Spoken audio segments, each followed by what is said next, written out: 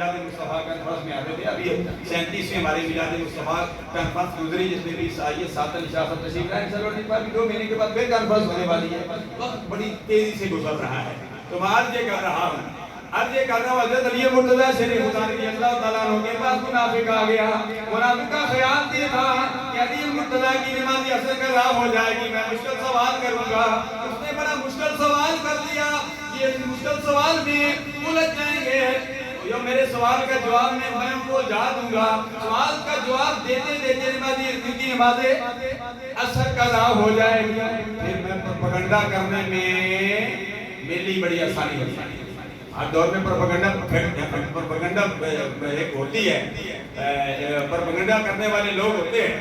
ایک پارٹی ہوتی ہے جو پروپیگنڈا کرتی ہے نیک لوگوں پر, اچھے لوگوں پر الزامات لگاتی ہے. کیا کہتی ہے جنہوں نے اللہ کے نبیوں کو بھی نہیں چھوڑا ہے. تو ان پروپیگنڈا کرنے والے جو حاسدین بخیل لوگ ہوتے ہیں, ان کے پروپیگنڈے میں کبھی بھی نہ آیا کریں. کوئی پروپیگنڈا کر کے اگر 2 بھائی بھی آپس میں ملے ہوئے ہیں تو کوئی پروپیگنڈا کر کے دونوں بھائیوں کو بھی آپس میں جدا کر دیتے ہیں کہ یہ دونوں بھائی آپس میں کیوں ملے ہوئے ہیں, یہ کیوں اکٹھے رہتے ہیں. تو لوگ چاہتے ہیں کہ کوئی جو ہے یہ اکٹھے کیوں رہتے ہیں. حسد, خیلی, کینہ, بغض و عناد ہوتا ہے. تو اس وقت منافق کے دل میں یہ بغض و عناد تھا کہ علی مرتضیٰ ہر وقت سرکار کی قدموں میں رہتے ہیں. سرکار نے ان کو بیٹی بھی سیدھا فاطمہ تزہرا دے دیا ہے.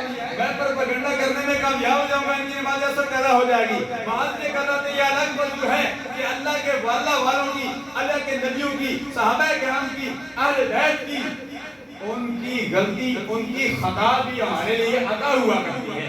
آدم علیہ السلام کی خطا ہمارے لیے عطا ہے. داؤد علیہ السلام کی خطا ہمارے لیے عطا ہے. یونس علیہ السلام کی خطا ہمارے لیے عطا ہے.